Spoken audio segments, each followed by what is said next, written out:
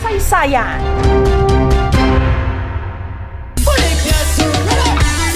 Sino itong dinudumog at hinihiyawan sa tuwing siya'y may concert sa Mindanao? Pero ang kanyang dance moves, kontrobersyal. Sino nga ba si Elias?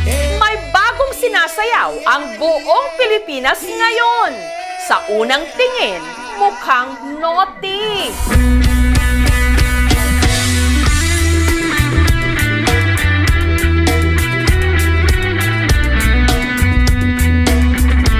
Kaya ang iba nagtaas agad ng kilay.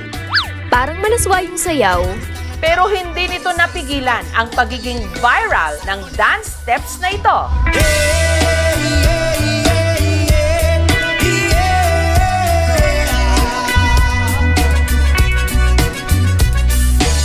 Ito ang signature dance moves ng pinagkakaguluhan ngayon sa mga gigs sa Mindanao.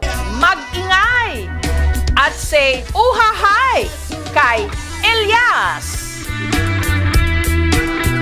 Si Elias, content creator at band vocalist ng bandang Kalumad. Sa linggong ito, dumayo sila sa Tiboli sa South Cotabato. Ilang oras pa bago ang kanyang set.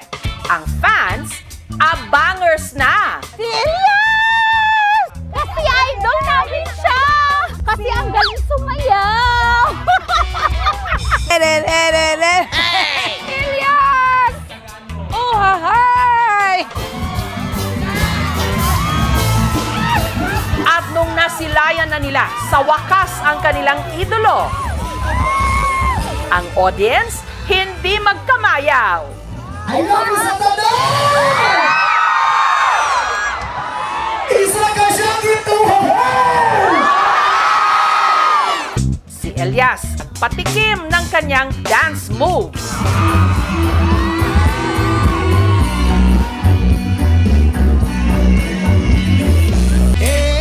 Elias, paano nga ba ang iyong step by step para sumakses?